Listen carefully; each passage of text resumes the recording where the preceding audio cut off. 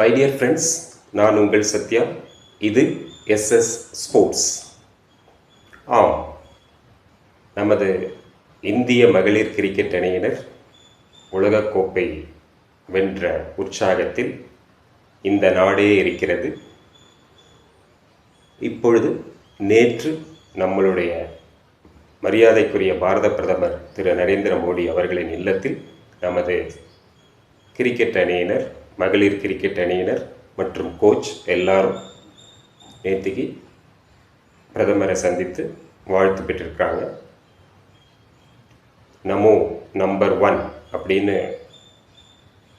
அதில் இருக்கிற ஒரு டிஷர்ட்டில் நம்மளுடைய கிரிக்கெட் வீராங்கனைகள் எல்லாமே சைன் பண்ணி ஒரு ஆட்டோகிராஃப் பண்ணி அதில் அவருக்கு பரிசளித்திருக்காங்க. அப்போது அந்த இதை பிரதமர் ஒரு விஷயத்தை குறிப்பிடுறாருங்க. நம்ம கேப்டன் ஹர்மன்பிரீத் கவுர் அவங்க லாஸ்ட்டாக அவங்க தான் கேட்ச் பிடிச்சாங்க. அந்த வின்னிங் மூமெண்ட்டில் அந்த கேட்ச் பிடிச்சோன்னே அந்த பால் எடுத்து அவங்க வச்சுட்டாங்க பாக்கெட்டில். அப்போ அதை சரியான நேரத்தில் அவங்களுக்கு அது கிடச்சிருக்கு அப்படின்னு சொல்லியிருக்காங்க. அப்போ ஹர்மன்பிரீத் கவுர் சிரிச்சுட்டு பிரதமர்கிட்ட, போன தடவை நாங்கள் வரும்பொழுது நாங்கள் தோல்வி அடைஞ்சிட்டோம், வெறும் 9 ரனில் தோற்றுட்டோம், கப்பு வாங்க முடியல. இந்த தடவை அந்த குறையை நாங்கள் சரி பண்ணிட்டோம். இது ஒட்டுமொத்த தேசத்தின் ஒரு அன்பும் ஒரு ஆதரவும் இருந்ததுனால தான் இதை சாதிக்க முடிஞ்சது அப்படின்னு அவங்க சொல்லியிருக்காங்க. என்ன ஒரு பெருமை! எதுவுமே ஒரு விடாமுயற்சி இருந்து ஒரு அர்ப்பணிப்பு உணர்வு இருந்தால் கண்டிப்பாக இதெல்லாமே சாத்தியமாகும். நாம் திரும்ப திரும்ப பாராட்டுறோம் அப்படிங்கிறது என்னென்னா, இதுக்கு பின்னாடி அத்தனை உழைப்பு இருக்குது.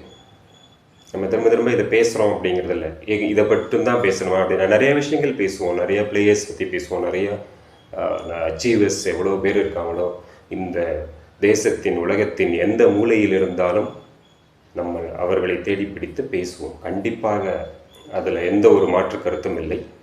ஸோ இந்த இந்திய மகளிர் கிரிக்கெட் அணியினர் நம்ம பிரதமரை சந்தித்து வாழ்த்து பெற்றது அவங்களுக்கெல்லாம் ஒரு உற்சாகமாக இருக்கும்.